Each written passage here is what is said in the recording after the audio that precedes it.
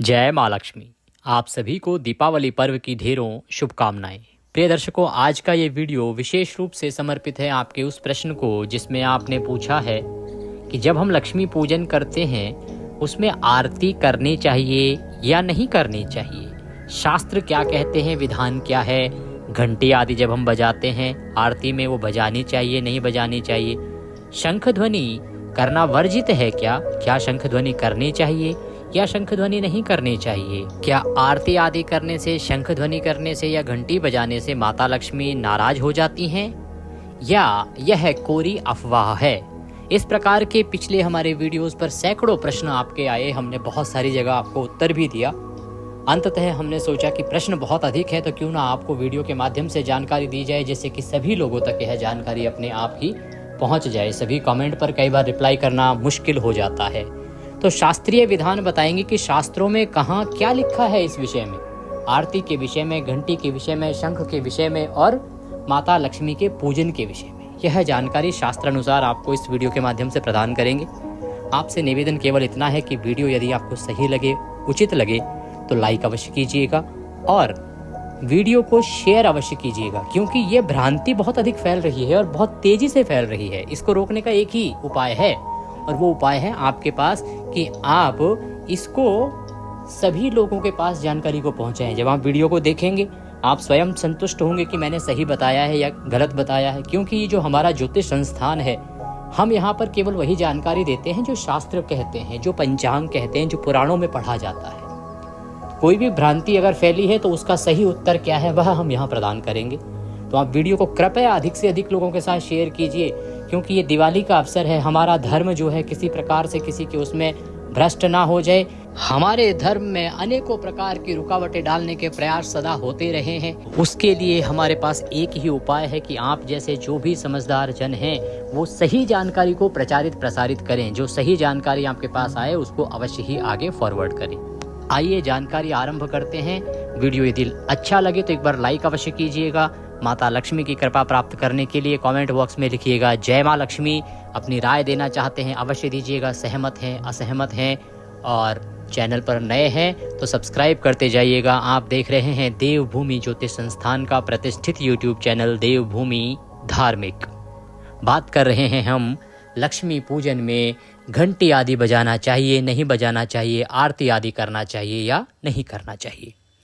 प्रिय दर्शकों, पिछले कुछ दिनों में आपने जो प्रश्न पूछा है, सबसे बड़ा प्रश्न जो आपकी ओर से पूछा गया वह ये है कि पंडित जी बहुत सारे वीडियो यूट्यूब पर आ रहे हैं, आरती नहीं करनी चाहिए, शास्त्र इसके विषय में क्या कह रहे हैं, हमें आरती करनी है या आरती नहीं करनी है, इसका नियम क्या है, क्या इसमें सच्चाई है या ये कोरा एक अफवाह है।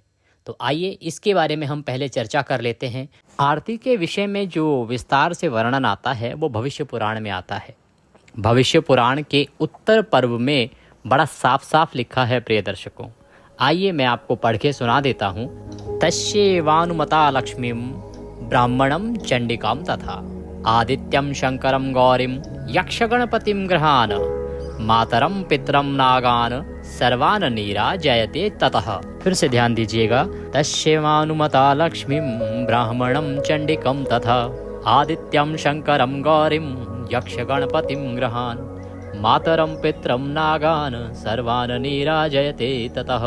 इसका हिंदी में आपको सार समझाऊं तो ये कहते हैं कि लक्ष्मी माता के पूजन में, चंडी देवी के पूजन में, सूर्य भगवान के पूजन में, यहाँ आदित्य नाम आया है उनका, सूर्य भगवान के पूजन में, शंकर जी के पूजन में, माता गौरी के पूजन में, गणपति भगवान के पूजन में, यदि आप ग्रह देवता का पूजन करते हैं, माता पिता और नाग देवताओं का जब पूजन करते हैं तो इनकी सबकी आरती करना चाहिए, इनकी सबकी आरती करनी चाहिए। पूजा के अंत में आरती करना आवश्यक होता है।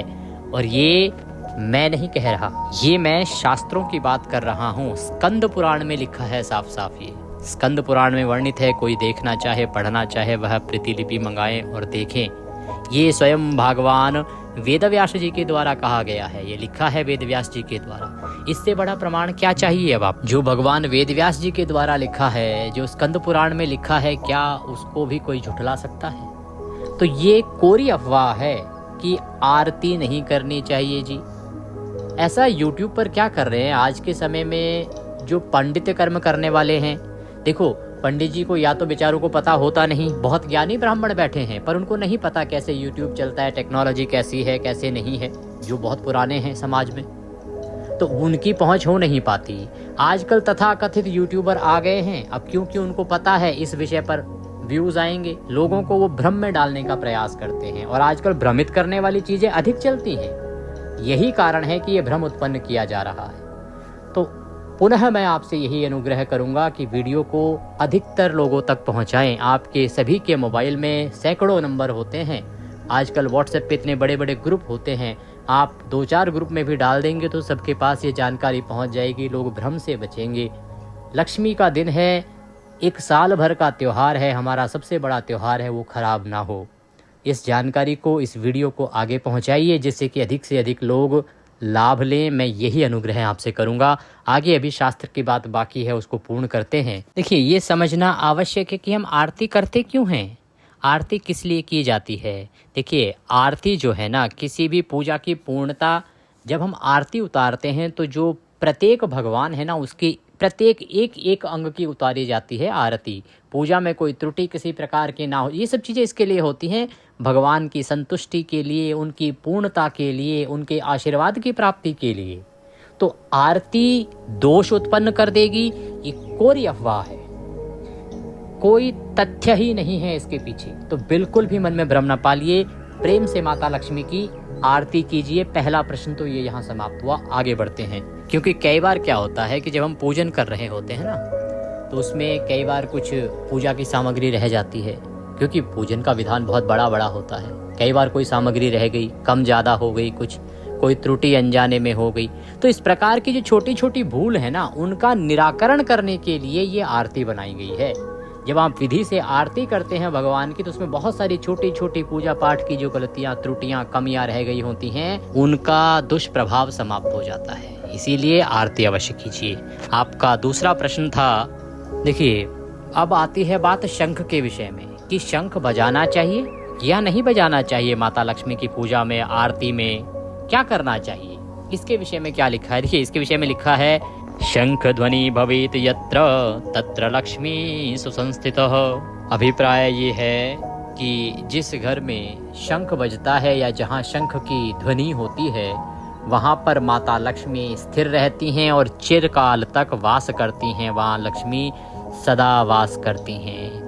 जहाँ शंख ध्वनि होती है वहाँ से नेगेटिव एनर्जी दूर चली जाती है। प्रिय दर्शकों, शंख ध्वनि जो है ना, ये कोई साधारण ध्वनि नहीं है, ये कभी भी आपके घर के लिए, पूजा के लिए अशुभ नहीं हो सकती।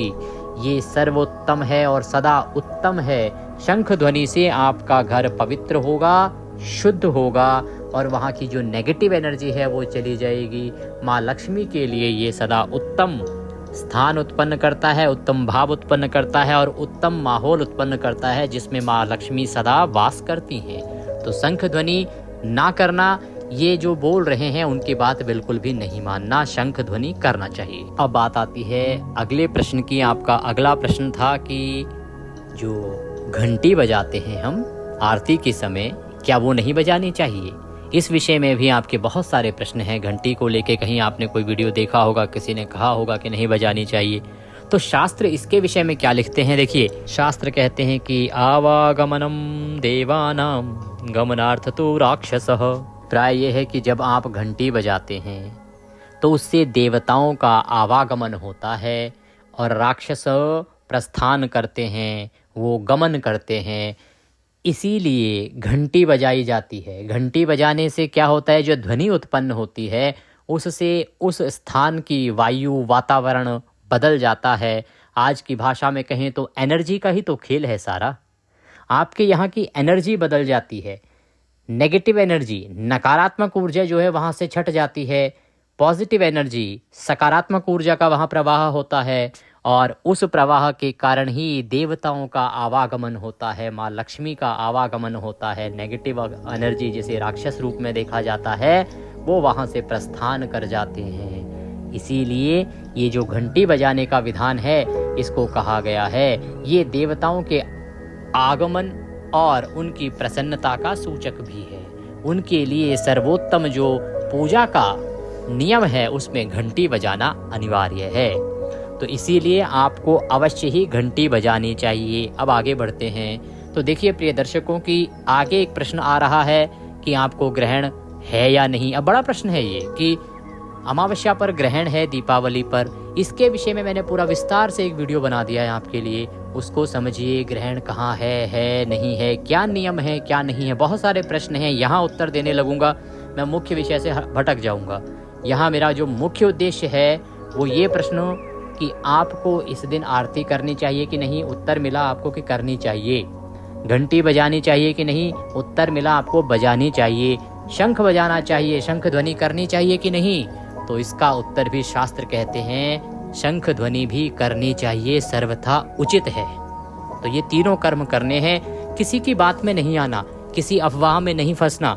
एक और बात बता दूं कि बहुत सारे लोग इस समय भ्रम पैदा कर रहे हैं यूट्यूब पर। अगर सही शास्त्रीय जानकारी पाते रहना चाहते हैं ना तो चैनल को सब्सक्राइब कर लीजिए। दूसरा, कभी भी मन में कोई आपके भ्रम उत्पन्न हो जाए, कोई आपके सामने ऐसा वीडियो आ जाए, तो उससे संबंधित वीडियो हमारा सर्च कर लीजिएगा, लिख दीजिएगा यूट्यूब पर उसका विषय का नाम और बाय देवभूमि। बाय देवभूमि जब लिखेंगे तो उस पर उससे संबंधित हमारी सारी जानकारी आपको मिल जाएगी। मैं फिर बताऊं आपको कि सही जानकारी पाते रहना चाहते हैं तो ये ज्योतिष संस्थान का चैनल है हमारा।